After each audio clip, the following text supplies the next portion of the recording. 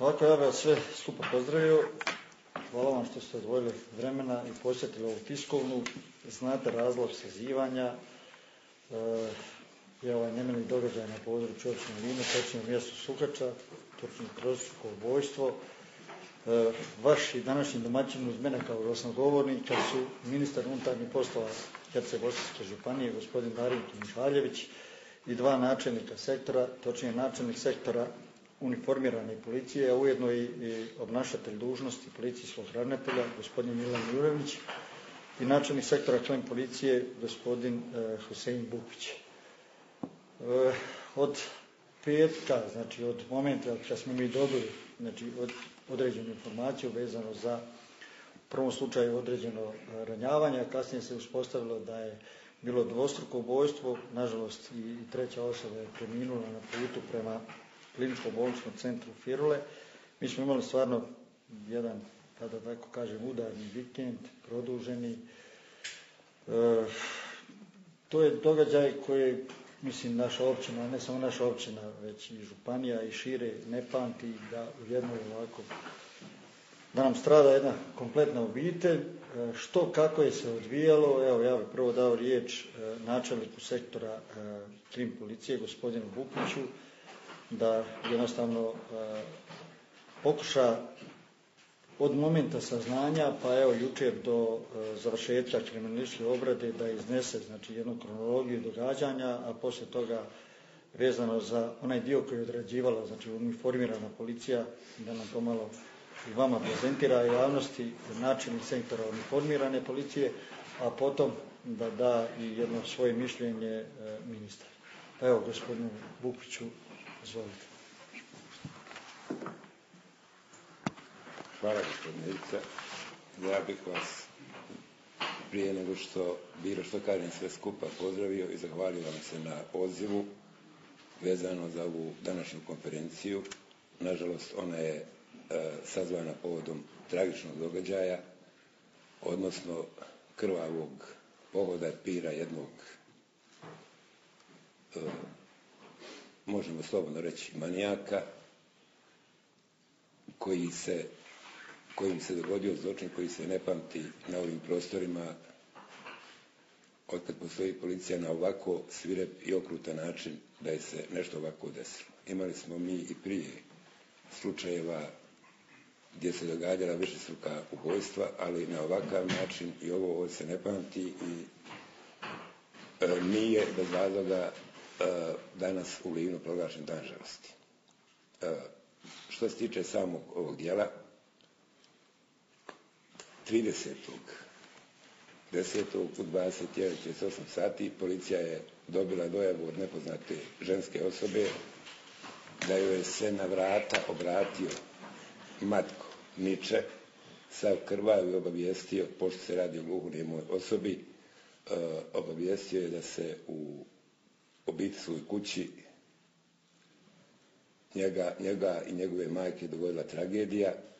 Nakon dojave policija je išla na lice mjesta gdje je u prizemlju kuće zatekla leš ženske osobe, a radi se o osobi Sandri Niče, supruga od pokojnog Matka. A na katu obiteljske kuće je pronađena i majka Luca Niče, ženska osoba Luca Niče. Nakon toga Matko je prevezen u dom zdravlja u Livnu, gdje je upućen u KBC Split, gdje je na putu do bolnice preminuo. Nedugo zatim došlo se do saznanja da je mogući počinitelj ovog kaznenog djela njegov brat, odnosno sin od pokojne Luce, Anto Niče, što se kasnije ispostavilo kao istinito. Počinitelj ovog kaznenog djela je nakon svirepog ubojstva i masakra uputio se u nepoznatom pravcu, gdje su poduzete intenzivne mjere traganja od strane policijskih službenika.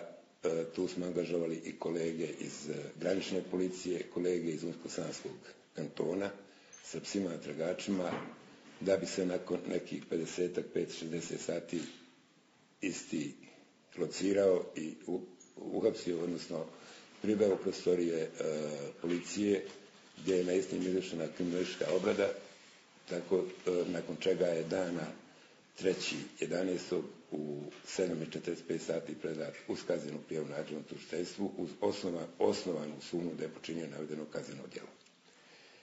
Ovdje se prije svega postavlja pitanje šta je motiv. Motiv će normalno utvrditi istraga, ali s obzirom na dosije počinitelja ovog kaznenog djela, da je to višestruki povratnik, da ga je policija u 8 slučajeva do sada protiv njega išla izvješće o počinjenju kaznenog djela u nadležnom tužiteljstvu, da je više puta osuđivan, da se radi o osobi koja je uživala drogu, nemamo saznanja da je uživao tešku drogu, ali da je uživao marihuanu, to je evidentno dokazano u 2 slučaja protiv njega išlo izvješće o počinjenju kaznenog djela. Policija je dana 28.7. ove godine, 27.8. ove godine uputila zahtjev Općinskom sudu u Livnu za izricanje zaštitne mjere. Dana 27.8. isto je tako skupa sa Centrom za socijalni rad konstatirano da je izricanje zaštitne mjere predloženo obavezan psihosocijalni tretman za počinitelja ovog kaznenog djela. S obzirom da se radi o osobi koja je, kao što sam rekao, više puta počinila ovo kazneno djelo, slično kazneno djelo, nasilja u obitelji, oštećenja tuđe stvari, teških krađa, napad na ovlaštenu službenu osobu, za kazneno djelo posjedovanje i omogućavanje uživanja opojnih droga. Radi se o, tako slobodno se ovdje može reći, o jednoj tempiranoj bombi koja je uvijek mogla eksplodirati. Nažalost, mi takvih slučajeva na našem kantonu imamo još. I ne samo na kantonu. Prema nekim nezvaničnim informacijama u Federaciji Bosne i Hercegovine kreće se negdje oko 150 osoba sa takvim ili sličnim vidom ponašanja. U razgovoru s građanima i ono što čujemo, ovdje se glavni krivac spominje policija. Policija spominje iz prostog razloga što, kaže, on je znao se da on koristi drogu.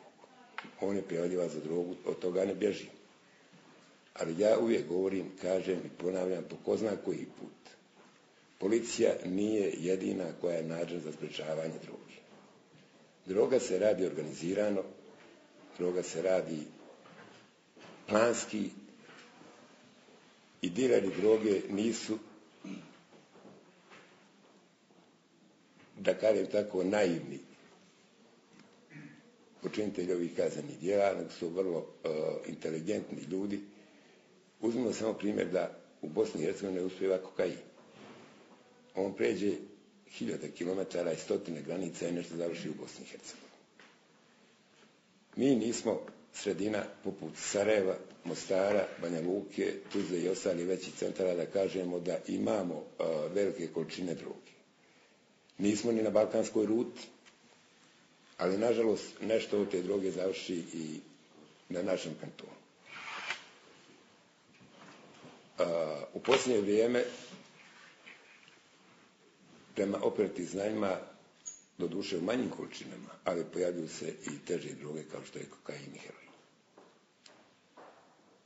Ako jedna osoba hoće da se drogira, nema toga ko će njoj zabraniti. Ja bih, kad bi nekakvu rang listu pravio odgovornosti za zloupotrebu droga, onda bi na prvo mjesto stavio pojedinca. Na drugo mjesto bi stavio obitelj, na treće mjesto bi stavio školske i vjerske institucije i na četvrto mjesto bi stavio policiju. Policija je represivni organ. Kad do policije dođe, tad je kasno i povratka nema. Policija će podnijeti, mora podnijeti prijavu. Međutim, ovdje vrlo malo mi imamo saznanja koje dobijemo od građana. Mi smo ovdje zbog građana. građani nas plaćaju i isključivo smo zaštiti njihove lične imovinske sigurnosti. Vi kad razgovarate s građanima, kaže, ma daj, pustite me, neću o tome da pričam. Znaju sve, a niko ništa ne govori. Ja se ne mogu oteti dojmu da susjedi u ovom slučaju nisu imali informaciju oko nasilja i ponašanja Ante Niče prema svojoj majci, bratu i Sahi. Ali nikad nismo dobili ni jednu prijavu da je od susjeda da se osoba ponaša agresivno, da napada, da galami, da viče, da razbija, da zlostavlja, nikad. Vi nemate u svijetu jake policije bez suradnje s građanima. Tačno da policija treba zaslužiti povjerenje kod građana, ali građani trebaju da više surađuju s policijom.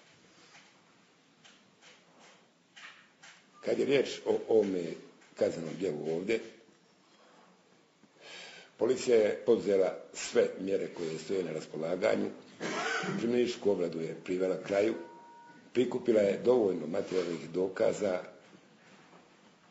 da se osumnjičeni preda nadležnom tužiteljstvu, što je i učinjeno jutros u 15:08. Ja bih se sam imao toliko, ako ima neki pitanja, može nakon izlaganja kolega. Hvala gospodinu Bukiću. Evo riječ načelniku uniformirane policije. Čisto malo da više pozna i vas, a i javnost o mjerama i načinu na koji je provođena samo potraga za osumnjičenim i koliko je to sve trajalo, koliko je bilo angažirano policijskih službenika, pa izvolite gospodine.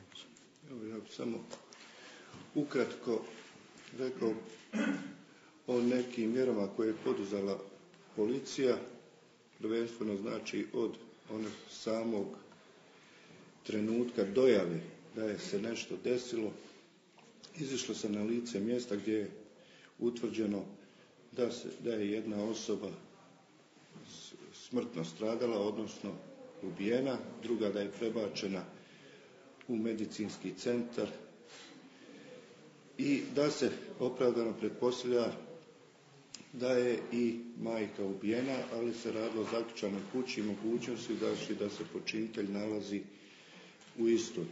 Po dolasku tužitelja i postrojbe za potporu izvršeno je nasilni ulazak u kuću gdje je u spavačoj sobi pronađena tada druga žrtva, znači majka osumnjičenog. Ono što smo odmah doznali iz razgovora s građanima, da je i pokojni Matko već nekako na svoj način rekao Ante, da je on to počinio aludirajući na svoga brata, koji se praktično toga dana i vratio iz zatvora u Mostaru. Po samoj toj dojavi, a imajući ranije iskustvo, blokirano je uže i šire područje oko mjesta Suhača, znači koje je obuhvatilo Kabliće, grad Livno, ovamo Priluku. Počelo se s pretragom, tako i bez naloga suda izvršen je pretres okolnih kuća u kojima praktično se tada nije niko nalazio, određenih trapova, šupa i šireg područja oko samog mjesta događaja. Međutim, bilo je bezuspješno iz samog razloga što je to već u 10 sati bio veliki mrak, nema osvjetljenja i što se tiče same sigurnosti ovih djelatnika koji su se zatekli na samom licu mjesta. Poslije toga preko operativnog centra poslana je obavijest, znači na sve policijske postaje na području županije, dalje na sve MUP-ove u Federaciji i MUP Republike Srpske. Izvještena je Direkcija za koordinaciju policijskih tijela, granična policija SIP-a i izvješteni su kolege iz Republike Hrvatske koji su također na svome području radili operativne mjere potrage i provjere na određenim adresama na kojima je on bio prijavljen u Hrvatskoj. Na našem području, znači odmah ujutro je pokrenuta akcija pretrage šireg područja uz pomoć policijskih pasa pretragača iz Unsko-sanskog kantona i granične policije, što je u određenom dijelu i dalo neki rezultat po kojem je bilo vidljivo da se imenovani kretao dole do rijeke gdje mu se izgubio svaki trag.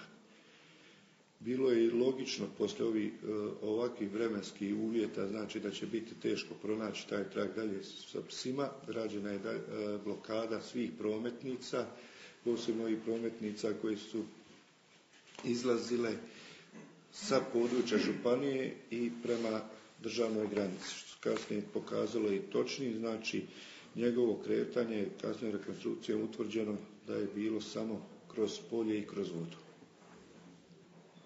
Dalje u ovome dijelu gore šume praktično obilažene su sve, nije se dolazilo do tih područja na samoj granici sa Hrvatskom, gdje je njegovo kretanje evidentirano, znači jučer i sinoć provjereno i gdje je stvarno se potvrdilo sa njegovom pričom koju je on u neformalnom razgovoru ispričao.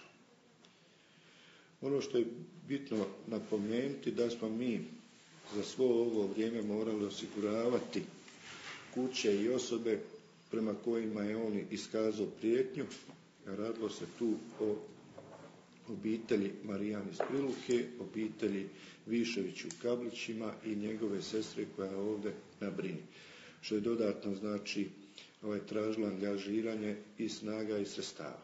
Također možemo napomenuti, znači 2 te noći da je rađeno termovizijsko snimanje kompletnih prostora do Cincara i dole kroz čitavo polje. Nije bilo rezultata u tom dijelu koje pokriva ta kamera, znači to je do neke udaljenosti od par kilometara, nisu evidentirani pokreti. Iako smo imali nekakav osjećaj da bi se on mogao i sam pojaviti, jer je najavljena i preko medija, preko vjerskih zajednica moguća sahrana, znači žrtava tog pohoda za današnji dan u 14 sati. Tako reći, obzirom da su rađene i druge mjere i radnje i da su evidentirana druga kaznena djela koju sad ne bi išao u detalje, dobili smo znači sve nekakve naznake da bi se on mogao pojaviti negdje da se sam preda, što je naravno isti učinio. Lišen je od strane znači policijskih službenika postrojbe za potporu bez ikakvog pružanja otpora, ali po njegovim riječima iz nekakvog straha da bi on mogao biti u samom tom tijeku lišavanja slobode ubijen. Znači, tražio je dodatne garancije da neće biti ubijen. Hvala gospodinu Juraniću. Evo, ja bih dao riječ i ministru kao prvoj osobi u sustavu sigurnosti na području naše županije, da on iznese svoje mišljenje i da da jedan komentar na ovaj tragični događaj. Zahvaljujem kolega, evo pozdrav svih ovdje nazočnima. Pa evo, nažalost, da smo se sastali temeljem ove prigode, ali to je još jedan razlog da konstatiramo da neke stvari ružne se ne dešavaju tamo negdje, nego da se počeli dešavati u našim dvorištima i oko nas. I svi skupa moramo te stvari uzimati u obzir i pridružujem se ovdje evo i pozivu koji je izrekao gospodin Bukić, načelnik sektora krim policije. Dakle, mi smo služba čija je zadaća javna sigurnost i sigurnost građana i nužno policija ne može imati velike rezultate ako nismo uspostavili komunikaciju i suradnju sa građanima. Također bi ovdje želio zahvaliti i Državnoj graničnoj službi i MUP-u Unsko-sanske županije koji su uistinu hitno i promptno reagirali i stavili nam na raspolaganje sve kapacitete sa kojima su oni raspravljali i sigurno da je to jedan dobar primjer suradnje policijskih agencija, evo ovdje i kod nas u Federaciji, a i u Bosni i Hercegovini, također i MUP Republike Hrvatske ovdje nama u susjedstvu, jer mi imamo veliku granicu sa Republikom Hrvatskom i nužno moramo surađivati kad su u pitanju evo ovi poslovi iz reda sigurnosti. Dalje, pratio sam neposredno i rad policije i svega što su oni radili i mogu evo ovdje javnosti izvijestiti da se uistinu poduzelo sve ono što se poduzima kad su u pitanju ovakve stvari, dakle sve procedure i osobno gospodin Juranić i kao ravnatelj policije se stavio na čelo ovog tima i zajedno sa svim svojim ljudima iz sektora za krim policiju i uniformiranu policiju i zajedno sa ovim odjelom za opći kriminalitet, gospodinom Grgićem, naročito su teret veliki podnijeli i policajci policijske postaje Livno na čelu sa evo njihovim i zapovjednikom Damirom Marijanom i policijske uprave Livno, na čelu sa Robertom Vidovićem. Dakle, vidjeli smo da evo po izvještima policije da je ta blokada i potraga rađena na jedan dobar način, da nije bilo mogućnosti velike da se komunikacijama i drugim napusti ovaj prostor i sama činjenica da su djelatnici policije morali da štite i potencijalne mete i rodbinu gdje je dodatno bilo opterećenje na policajce. Samo da kažem podatak, evo kad smo obilazili tu noć ljudi i ovako ljudi su bili po 14 sati na dužnosti bez ikakve pogovora niti bilo kakve primjedbe. No sigurno da smo ovdje u poziciji da kažemo također da su i svi mediji uzeli jedan dobar udio u uspjehu ka rješavanju i pronalaženju ovog počinitelja i da su uistinu ona suradnja i brzina kojom su reagirali i kojom smo mi obavještavali javnost i time utjecali kako na počinitelja tako i na cjelokupnu javnost doveli do ubrzanja rješavanja ove potrage. Na kraju ću malo progovoriti i o možda o jednom dijelu koji se može pokazati kao jedan od uzroka ili jedne od pojava koja je sve više nazočna i u našem kraju, u našoj županiji, a to je ovo nasilje u obitelji. Činjenica jeste da je nasilje u obitelji kao kazneno djelo prepoznato tek u Kaznenom zakonu Federacije Bosne i Hercegovine negdje 2003. godine i od tada se svaki ovaj oblik zlostavljanja unutar obitelji kvalificira kroz kaznena djela ugrožavanja sigurnosti i bilo lakih, teških ozljeda ili nasilničkog ponašanja. I uvođenjem u Kazneni zakon, dakle Federacije nasilja u obitelji, članak 222, počinju edukacije kako policijskih službenika, tako i djelatnika drugih institucija. I tijekom ovih edukacija vidjelo se da na prostoru Federacije nema popratnih institucija koje su pratile sigurnu provedbu ovog oblika kaznenog djela, odnosno koje bi pružale sigurno utočište žrtvi nasilja u obitelji zbog čega se krenulo otvaranje sigurnih kuća i prirodnih skloništa. Nažalost, moram konstatirati da u našoj županiji ne postoji takva ustanova. Bilo je niz ideja, ali vjerojatno je uvijek to pravdano nedostatkom novca. Ja sad apeliram na sve nas i na sve one koji odlučuju da uistinu moramo uraditi jedan dodatan napor, da uistinu omogućimo da u svim pojavama ovakvih kaznenih djela da možemo zaštititi žrtve ili one koji su izloženi ovakvim. Dalje, negdje u ožujku 2005. je donesen Zakon o zaštiti nasilja u obitelji I ovaj zakon ima osnovni cilj sprječavanje, suzbijanje nasilja u obitelji, pomoć žrtvi nasilja, efikasnije i mjere utjecaja na nasilnike da ne čine nasilje te otklanjanje posljedica koje su radile ove osobe. I to kroz ostvarivanja zaštitnih mjera. U provedbi ovog zakona, ovo je vrlo važno da znamo, skupa treba da postupaju kako policija, tako centri za socijalni rad, sud i centri za mentalno zdravlje, kojih donedavno nije ni bilo i tek odnedavno mislim da je napravljen centar za mentalno zdravlje ovdje na prostoru općine Livno. I na temelju ovih zakona su doneseni i svi potrebni pravilnici o provedbi zaštitnih mjera u nadležnosti policije, pravilnik o načinu, mjestu i provedbe zaštitnih mjera obaveznog liječenja ovisnosti i pravilnik o načinu, mjestu provođenja zaštitne mjere obaveznog psihosocijalnog tretmana. Ovo vam čitam sve iz informacije i informira vas koje smo zatražili ovdje od naših djelatnika koji se nalaze u odjelu za posebne namjene, kako bismo informirali javnost kakvo je stanje u ovoj oblasti.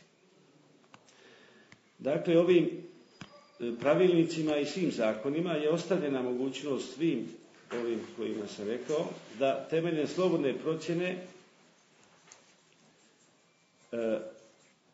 pobrojanim institucijama da podnesu zahtjev za izricanje zaštitnih mjera, što nažalost nekad ne bude provedeno u punoj snazi. Mi smo vidjeli da kroz policijske statistike dolazi do povećanja broja ovih slučaja nasilja u obitelji i iz jednostavnog razloga što i senzibiliziranjem javnosti da svi mi shvatimo i da priznamo sami sebi da toga ima i da više to ne treba da ostaje između četiri zida unutar obitelji i da nema potrebe da niko skriva tobože od neke sramote ili nesramote, nego konačno moramo o tome otvoreno porazgovarati i izvijesti, jer vidimo kakve sve posljedice ovakvi čini ako se na vrijeme ne reagira, kako može strašno da završi. Osnovana je i radna grupa za provedbu protokola o postupanju u slučaju nasilja u obitelji i ova radna grupa se redovito sastajala. Predstavnici ove radne grupe su održavali u svim gradovima sastanke od policije, centra za socijalni rad i upoznavali sa trenutnom situacijom i zatražili su od svih općina da osiguraju ove sigurne kuće za smještanje žrtava nasilja. Od načelnika općina su došli dopisi da će pojedini stanovi biti dodijeljeni i jedino je načelnik općine Glamoč dodijelio 2 stana, ali potpuno devastirana stana, za koje nikad Centar za socijalni rad Glamoč nije zatražio donaciju radi obnavljanja i namještanja. Rađeno je i sa pedagozima u osnovnim školama, a imamo još jedan ovdje problem u županiji, a to je rad ovih centara za socijalni rad Drvar, Kupres, Glamoč i Gorsko Grahovo, koji nemaju socijalnog radnika, psihologa, odnosno nisu stručno zastupljeni u svom radu, doslovce imaju po jednu osobu koja radi na ovim poslovima, a i ta osoba po struci nije socijalni radnik. A stalno imamo potrebu da se pruža pomoć u ovim pojedinim slučajevima od strane centara za socijalni rad. Od ovog osnivanja ovog mobilnog tima, budući da ovi centri za socijalni rad nisu radili, osnovan je mobilni tim i on je samo u jednom navratu pozvan od strane policijskih službenika Policijske postaje Grahovo, ali tada nije bilo postupanja Centra za socijalni rad Gorsko Grahovo, koji je propustio poduzeti mjere i radnje iz svoje nadležnosti i pomoći žrtvi, a u 2 navrata ovu pomoć je koristio Centar za socijalni rad Drvar. Drugi problem je aktivnost koordinatora Centara za socijalni rad u svom radu i zanemarivanje pružanja pomoći nasilja u obitelji. Prema podacima kojima do sada raspolažemo, u više navrata Centra za socijalni rad Lamoš, Drvar, Gorsko, Grahovac trebali izići na teren po dojavi policije o počinjenom nasilju u obitelji i pružiti pomoć istima ili zatražiti pomoć od strane mobilnog tima, ali isti to nisu radili. Ja otvoreno govorim ove stvari i mi svi trebamo da znamo kako nam je stanje u ovoj oblasti. Vidjeli ste koji su veliki problemi i onda je normalno 2013. godine donesen novi zakon izmijenjeni o zaštiti žrtava nasilja i svi pravilnici koji iz toga proizilaze i zahtjev za izricanje ovih zaštitnih mjera je moguće bilo podnijeti i to je uvelike urodilo plodom, jer policijski službenici podnose zahtjeve od kojih većina biva usvojena i bivaju donesena pozitivna rješenja.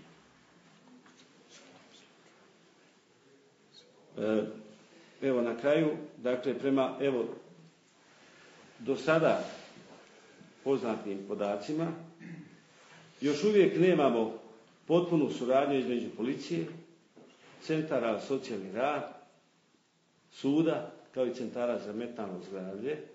Nemamo na onoj razini na kojoj bi je moramo uspostaviti. A tijela koja su nadležna za praćenje provedbe izrečenih mjera, kao što su psihosocijalni tretman i liječenje od ovisnosti, nemaju potrebnih podataka o izrečenim mjerama i ne znaju kako se te mjere provode i to je nešto što u narednom periodu mora biti riješeno. Možemo reći sada još neke osnovne podatke. Dakle, u prvih 9 mjeseci 2015. godine na prostoru naše županije evidentirano je 59 slučajeva nasilja u obitelji. Županijskom tužiteljstvu su podnešena 32 izvješća o počinjenju ovog kaznenog djela i to u Livnu 17, Tomislavgradu 6, Drvar 6, Lamoš 3, Grahovu nijedno i Kupresu nijedno.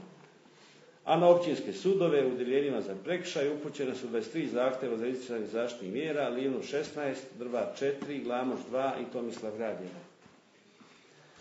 Dakle, stanje u ovoj oblasti nije savršeno. Mi smo i društvo i uređenje koje se još izgrađujemo i ja sam želio otvoreno progovoriti o ovim stvarima i sigurno pozvati sve da učinimo sve sa svoje strane, sve službe i sve one koji su pomenuti u ovom mom izlaganju da uradimo ovaj posao i da budemo što efikasniji u sprečavanju ovih ishoda koje smo imali, ovih strašnih ishoda koje smo imali ovaj protekli vikend. Evo toliko, hvala. Hvala ministru Mišaljeviću. Evo došlo do ovog trećeg dijela, a to je pitanja u strane vas, koji je bilo, ja sam nadam da će i ovaj put. Mislim da evo ovom prilikom možete iskoristiti i za neka druga pitanja, znači koja nisu vezana samo uz ovaj slučaj, znači na području Livna, tako da evo, izvolite. Gospodine Mokrićko, naravno, uz svakog ovakvog događaja, ne samo ovakvog, lako je biti pametan. Ali ipak vas moram pitati ko je u ovom slučaju najviše zakazao. Pitam vas to iz jednostavnog razloga što kažete da je ta bitanga vama odavno poznata, prema tome to vam je bila potrebna pomoć građana. To je, na primjer, trebalo voditi računa o tome kad se jedan takav tim obraća udatvora u obitelj. Druga stvar, vi ste u jednom trenutku rekli da ste predlagali psihosocijalni tretman tog niča. Ko nije uvažio taj vaš prijedlog? Centar za socijalni rad je predlagao skupa s nama, a mi smo podnijeli zahtjev za izricanje zaštitne mjere prema općinskom sudu u Livnu. Kad je riječ o ovome koji je u slučaju najveće zakazao, iz izlaganja ministra mogli ste vidjeti da je ovo sistemski problem. Jedna ustanova, kao što je policija, nije i ne može sama rješavati zanemarivanje ovih problema i guranje po tepih dugi niz godina. Nedostatak ustanova za resocijalizaciju otvara vrata novim, ajde da kažem tako, ničajima.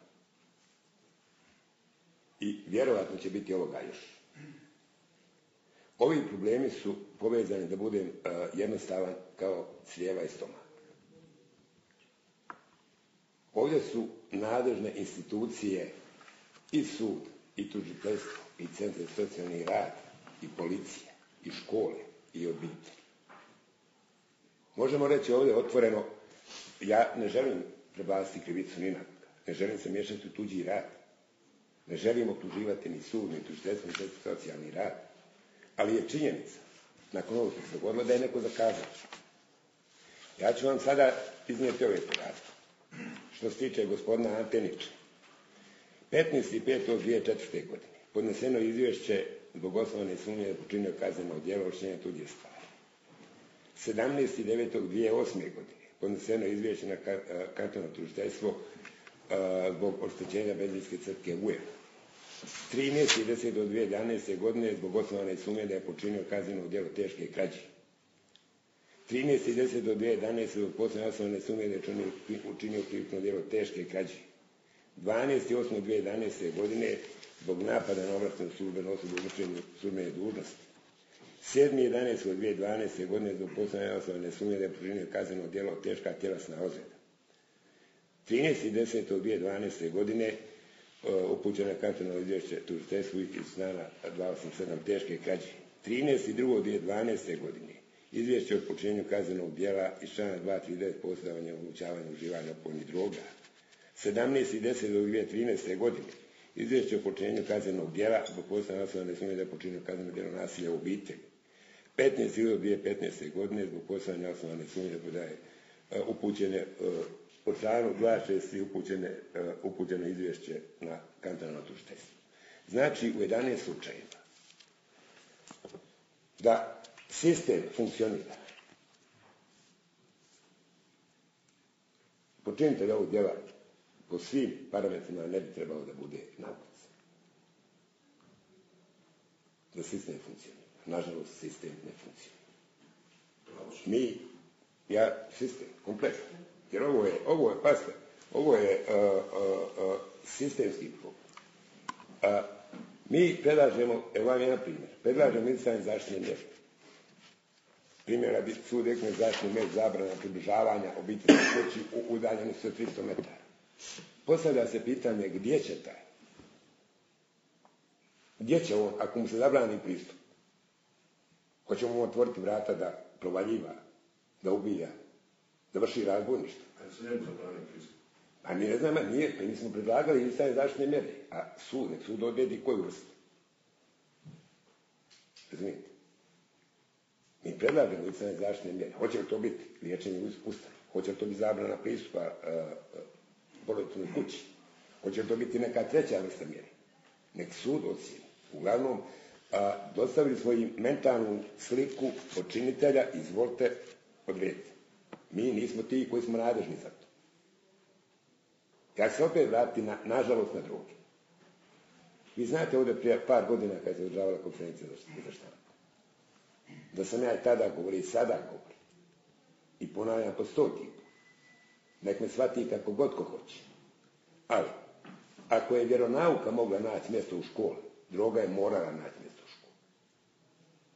Da li sam ja dobar vjernik ili nisam, mene ne može neko ocjenjivati ocjenom od 1 do 5.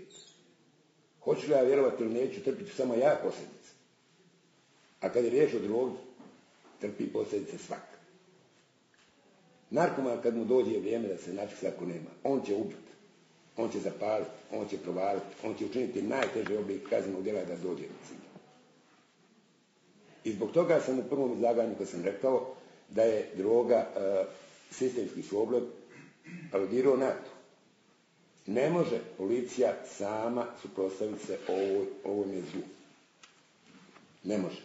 Nemate policije u svijetu koja može sama spriječiti ovo vršenje ovih kaznenih djela. Da, koliko trenutno ovoj županiji ima ovako tempiranih bombi kao što je Niš?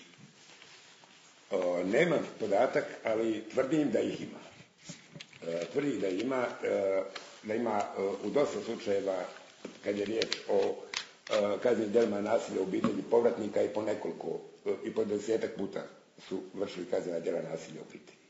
Izriče mu se mjera kazna zatvora trajanja od mjesec, 2 dana zatvora, on ode u Mosad, vrati se, postane još gori. Znači, u ovim slučajevima kazna ne postiže svoj cilj. Vi znate da je svrha kažnjavanja. Kazna ima dvostruk cilj. Represivni i preventivni. Represivni da se kazni neko što je učinio, a nije dozvoljeno zakonom, i preventivni da djeluje na drugi. Ovdje očigledno kazna nije opravdala svoj cilj. A imamo slučajeva, ponavljam, gdje su posebno, imamo slučaj u Drvaru, jednog, neću sada govoriti ni prezime, gdje 5-6 puta je prijavljen za nasilje u obitelji. I očekivati od njega i od takvih osoba da se ponovi niče, da se ponovi krvavi pohod. Koliko ima registriranih narkomana? Narkomana, pazite, koliko ima registriranih, to je podatak koji nismo dužni mi da dajemo. Na kraju krajeva medicinski centar i bolnice su dužne da daju podatak da li je neko narkoman ili nije narkoman. Mi smo prije par godina tražili od medicinskog centra Livno i svih domova zdravlja da nam dostave taj podatak, međutim pozivali su se na Hipokratovu zakletvu, tako da i nismo dobili te podatke. A mi nismo dužni da reknemo da li je neko ovisnik ili nije ovisnik. Evo jednu stvar samo da kažem gospodinu Juraniću, da se potužim na neprofesionalni odnos, da ne kažem neki drugačiji, da ne upotrijebim neku drugu riječ, neprofesionalni odnos pojedinih vaših pripadnika policije, koji očito ne znaju raditi svoj posao. Evo kad se dogodio ovaj slučaj, i 20 sati nakon zločina, mjesto zločina ničim nije obilježeno, nego se jednostavno dotični vozikaju policijskim šarenim autima i onda iskaču i nasrču na novinare kao vukovi ti pojedini inspektori, bez ikakve trake, bez bilo čega. Nažalost, ništa ljepše se u ovoj situaciji nije dobio ni radni tužitelj, koji također ne radi svoj posao, s kojim se ja morao pregovarati 5 minuta da mi dopusti da sa udaljenosti od 100 metara uslikam kuću. I mislim, ja predlažem ovako da tim tipovima predavanje o lijepom ponašanju, sad se ne zezam, održi gospodin glasnogovornik, jer mislim način na koji oni to rade, to je zaista to je jedna bahatost, arogancija neviđenih razmjera. Kako se ja priključim ovome, zna se kako se održava mjesto na kojemu se nešto dogodilo. Traka policijska se stavi okolo, novinari mogu do trake, s ovom stranu trake ne mogu. I nema doista nikakvog razloga da se na bilo koji drugi način prema novinarima ophode, jer i novinari rade samo svoj posao isto kao što je policija radi svoj posao. Mi smo mala sredina, pa se otprilike svi znamo, a što se tiče ovih primjedbi vezano za i ove problematike vezane za nasilje u obitelji, znam kako hoda, što se radi, kako se radi u Bosanskom Grahovu, nema uopće centra za socijalni rad, nego pomoćnik načelnika obnaša među ostalim i poslove vezano za socijalnu zaštitu, centra nema. Isto tako je bio veliki problem sa policijom u policijskoj upravi, odnosno policijskoj postavi Bosanskog Grahovu, koja godinama nije htjela izlaziti na lice mjesta kada se događa nasilje u obitelji, pa i od onog trenutka kada je nasilje u obitelji okarakterizirano, odnosno prevedeno u kazneno djelo, oni su i dalje to pisali kao narušavanje javnog reda i mira. Dok mi nismo počeli sa onim svojim emisijama, dok nije počela Marijana Vidić malo više kontaktirati sa nama, dok nisu počele nevladine organizacije, jer mi svi skupa radimo u toj radnoj grupi volonterski, tako da dobro znam i koji slučaj u pitanju i koji policajci su u pitanju i kako se reagiralo, da je žena sa 2 djece morala ispod mosta močiti jer policija uopće nije htjela da je primi, da kao to djela si mu niti i tvoj muž. Neviđani su. Ta žena je poslije otišla u selo, u Međugorje i u redu je oporavlja se, a taj nasilnik je bacio tada 3-godišnjeg sinčića sa drugog kata. Mislim, ali policija nije izišla. Malo se promijenio odnos policije i u Bosanskom Grahovu nakon tog slučaja, jer je gospođa Vidić po saznanju reagirala, odradila neke stvari kako treba, ali činjenica je da i dan danas policija vrlo često znaju policijski djelatnici okarakterizirati nasilje u obitelji kao narušavanje javnog reda. Nažalost. Evo, ja se nadovezati na ovo što je gospođa Galjeć rekla. Apsolutno se slažem s tobom i zakon u definiciji 222 KZ Federacije je jasan i jasno opisao šta je kazneno djelo nasilja u obitelji.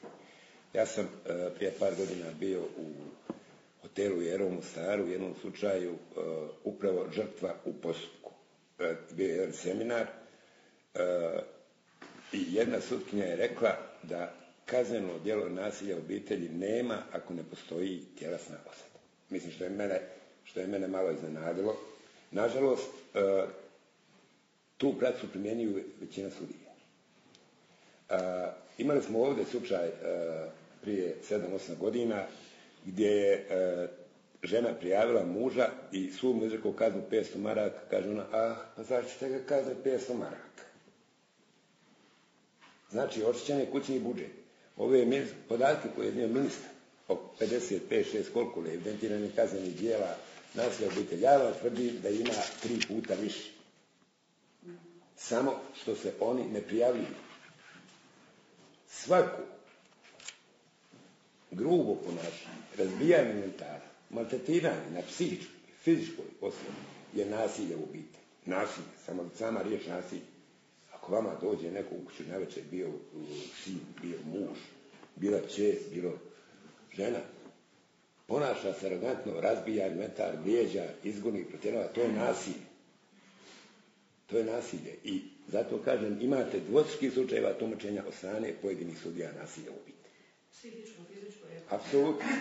Jedno pitanje. Koliko ovaj juče uopće bio u zatvoru? Evo, recimo, za 10 godina ste nabrali 11 zločina. Jeste, 11 zločina. Mi imamo ovdje, gospodine, samo od 29.10.2015. godine obavijest od tužitelja da je podignuta optužnica protiv ovoga zbog kaznenog djela nasilja u obitelji. Povratne informacije od suda nema.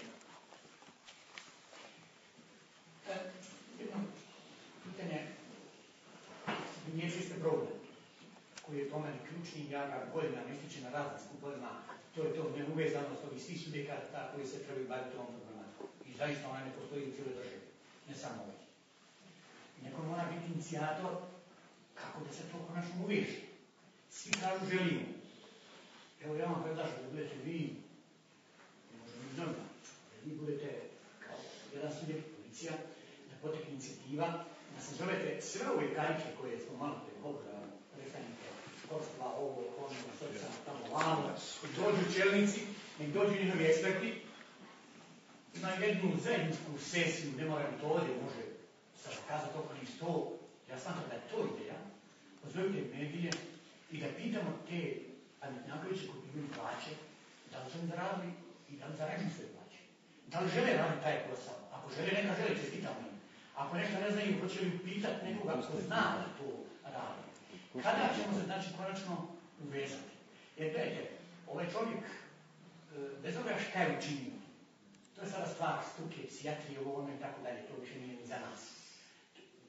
On će kad tad, ako bude živ i zdrav, mlade, izići. Neće on dobiti 100 Možda za 3 godine. Da, ja znam šta će biti. Maksimalno. I on izlazi, znači nego ja. Ako ga neko ne bude za vreme zatvora liječio, on je nova bomba, još veća bomba, atomska bomba. Gledajte, što dalje treba, koji su mladi izvješćiti, ja sam psiholog, pa zapravo to daleko ne bi gledao. Samo se sjetimo onako kad je tektonski potres, onda mi nešto moramo, onda je uzna. Ja smatram, ja se čak toga bojim, te sad bombice druge, potencijalne, da lako mogu eksplodirati jer je imamo sad postao heroj. Za ove negativce, minuse, potencijalne društvo, takve osobe su govoriti povod za novu eksploziju. Ja znam da policija radi po svom osnovu, ali da nam se opet ne desi previt, ne daj Bože, da neko drugi napravi nešto slično i u blažoj formi i tako dalje. Znači, ovu kareku što priju. Pitanje, hoćete li... Razumili smo mi... Evo, ako ste završili, pa evo, nisam znao da je uvažena gospođa Mihajlović isto član ove radne grupe. Upravo se uvažena naša službenica, koju ste vi spomenuli, se obratila meni kao ministru s jednim zahtjevom da pokušavam, evo iskoristiti svoj autoritet, da ponovo potaknemo održavanje ove radne skupine. I ja sam od nje zatražio da mi napiše informaciju o ome, da vidimo, da sagledamo kakvo je stanje, nisam bio upoznat sa time i evo kako mi je informirana. Posljednji sastanak ove radne grupe za borbu protiv nasilja u obitelji održan je u ožujku 2014. godine. I napisala je također kako je za održavanje istog nadležno Ministarstva rada, zdravstva, socijalne skrbi i poginulih i u više navrata su svi članovi ukazivali na potrebu za održavanje istog, ali nismo dobili pozitivan odgovor od strane Ministarstva rada, zdravstva. Ja sam na... Gospodin Darko, ministar dotle je radio paralelno sad. Nakon toga je došlo do prekida. Mićo je održavao koliko je moglo održavati, međutim ne može ni osam.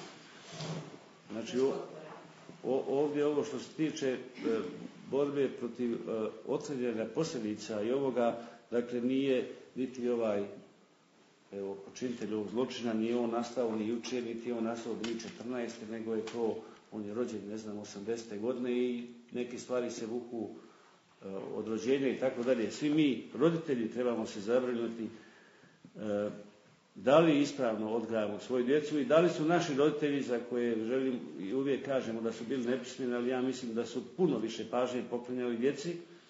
Danas su činjenica jedna, djeca su zanemarena, svi su postali asocijalni, kad sjedu u kući onda mobitelaju, niko ni s kim ne priča, otuđenje je jedno, mi se moramo svi skupa kao roditelji sa te pozicije ja sada nastupam i sve nas pozvat da jednostavno razgovaramo unutar obitelji, da razgovaramo sa svojom djecom, da vodimo računa šta nam rade djeca, a nekad nam se desi ovaj slučaj da tek onda se pitamo je li neka institucija kriva ili nije kriva institucija. Svega toga ima i institucije krivnje i grijeha struktura, kao što je rekao, ali ima i obitelj tu najključnije. Postavlja se sad pitanje konkretno u ovom slučaju, ali isto tako i u slučajima prije toga. Prilikom puštanja iz zatvora, kako i na koji način se vrši i da li se uopće vrši psihosocijalna procjena, da li zatvorenik je spreman izići iz zatvora. Mislim da je tu kod kazneno-popravnih zavoda isto počinjena velika greška. Postavlja se pitanje kako i na koji način funkcionira naše kazneno zakonodavstvo, odnosno taj sustav, kada, na primjer, optuženi za ratni zločin može izlaziti vikendom kući. Oprostite, ima kaznenih dijela, prometna nezgoda, oštećenje tuđe stvari, ne znam, jedna stvar što se može pustiti na vikend. Ali za ratni zločin vikendom izlaziti i viđati čovjeka na ulici u kafićima, znate li svi o kome ja govorim i kako se događalo, mislim, stvarno, to je nedopustivo. Tu nešto treba mijenjati. Vidite, apsolutno slažem, Reka. Nas kazneno-popravni zavod i Tuzla, i Buskovača, i Mostar izvještavaju svakog četvrtka o puštanju osoba na vikend, na dopust, na odmor, na zmit. Međutim, ne obaveštavaju nas kad izdrži kaznu zatvora. Konkretno u ovom slučaju, on je trebao da izađe 1.11. 1.11. od 1.10. do 1.11. a on je izišao 30.10. vjerovatno zbog vikenda i praznika. Vjerovatno zbog toga. Ali, pasite nešto. Što se tiče funkcioniranja kaznenog zakonodavstva našeg, u ovom slučaju, ovo što mi sada imamo, kad je riječ o kaznenom zakonodavstvu, ovo je jedan miks evropskog i anglosaksonskog gdje se ni najvrsniji pravnici ne mogu snaći u pojedinim slučajima. Svako pravo, izvor svakog prava je običan. I svako pravo se primjenjuje na određenoj teritoriji. Ne vrijede ista pravila u Londonu i u Livnu. Kad je rađen krivični zakon o krivičnom postupku 2001. i 2002. godine, ja znam da smo mi u Federalnoj upravi policije imali jedan sastanak gdje smo trebali dati svoje primjedbe i prijedloge na prijedlog novog zakona i imali smo i svi, apsolutno sve policijske agencije, međutim vrlo malo ili nimalo uvaženo je naših ovih prijedloga. Pretprošle godine smo imali na Jahodni jedan seminar, isto gdje je bilo riječ oko zakona o oduzimanju imovine stečene krivičnim djelom. Ja doslovce pitam Dijane Kajmaković, je li iko iz struke učestvovao u ovom zakonu? Pita ono federalno tužitelja, kaže nisam. Pita ovo drugog, kaže nisam. Nije niko učestvovao u ovom zakonu. Nakon par godina ponovo su vršene nekakve amandmani na ono što smo mi predlagali. Međutim, to opet nije dobro. Vi danas tipa Ante Niča i ostali plaši zatvor. To vam isto oko plaši svuka očima koša. Gospodine Vukiću, vi ste predložili zajedno sa Centrom socijalnog rada, kako sam razumio, da se psihosocijalni tretman ovoga tipa. Mene zanima ko je taj koji je rekao to ne treba. Nisam ja rekao da je iko ne treba, nego smo mi predložili 27.8. Općinskom sudu u Livno za njeno prekršajno odjeljenje. Evo vam kopija. Općinskom sudu Livno prekršajno odjeljenje. Evo vam kopija, gospodine Mihoć. Gdje smo mi predložili. Zanima me koji je konkretno predložila je naša voditeljica odjela za posebne namjene, gospođa Marijana Vidić, je član radne grupe koji gospođa Željka Mihajlović. Ja ne znam, mi ne znamo je li uvažio ili nije uvažio. Ne znam. Nije bio zbog kaznenog djela nasilja u obitelji, svi smo objavili tu informaciju, nažalost nije točna. Bio je u zatvoru zbog slučaja nanošenja lakših tjelesnih ozljeda Periša. Ovo sad kad iziša. Kada su bili ovdje u ovoj kladionici forumu. Zbog tog djela je bio u zatvoru, ovo sad što je bio. 9.10.2015. godine tužiteljstvo nas obavještava da je ovo tužiteljstvo postupajući po vašem izvješću o počinjenom kaznenom djelu broj taj od 27.8.2015. godine predmetu protiv Ante Niča sin Maka radi kaznenog djela nasilja u obitelji člana 222 KZ podigao optužnicu dana 9.10.2015. godine. A on bio izbog A mi nemamo, oni su podigli optužnicu, a nemamo da je donešena presuda. Evo ja sam jutros razgovarala sa sudom zatvorom. U 24 mjeseca, dakle u zadnje 2 godine, Ante je u zatvoru proveo 20 mjeseci. U ova 24 mjeseca, u ta 24 samo 4 bio na slobodi. Svako malo je bio u zatvoru. 20 mjeseci upravo. To ste za bilo koje od ovih silnih dijela koje... Novi, evo jedan. Čim iziđe napravi nešto... Koga maksimalna kazna zatvora da može dobiti ovako ubojstvo? Za koje kazneno djelo? Za ubojstvo. Za ubojstvo. Maksimalna kazna je dugotrajni zatvor. Dugotrajni zatvor. Ili 40 godina. Ali isto ga može pustiti za 3 godine. Ne, može. Obrazloženje nije za zatvor, on je za liječenje. I onda ide na psihijatriju, liječi se, on kaže za pola godine što se nas tiče, on je izliječen, izvolite, odstranite ga iz naše ustrane, nećemo da više džaba hraniti, on je tu s tobom hoda. A ne, zatvor može i kad je osoba zdrava, nakon 2/3 izdržane kazne, može ga pustiti uz uvjet, razumijete. Ali član 166 krivičnog zakona Federacije kaže, gdje spominje ubojstvo, kaže ko usmrti jednu ili više osoba kaznit će se minimalno 5. Minimalno 5. I to je malo. Bez obzira na način... Bez obzira na sve. Sad, kaže minimalno 5 godina, može 14. Vi znate da je naš policajac dobio 14 godina zatvora za ubistvo. A isto tako znate da je u tom sam gradu slučaj gdje je osoba jednu ubila, drugu na indirektan način prouzrokovala smrt, dobio 8 godina. Koliko ona Iskopića dobio što je čak? A ne, nego... Suša. 6. Ali izašao bio kao prije. Pa ga pustio. Džaba da ne radi. Pa pašte, ovo što je gospodin Kamber govorio, ovo da potekne nekakva inicijativa. Nažalost, ovdje se sve svodi na nedostatak prokletih sredstava.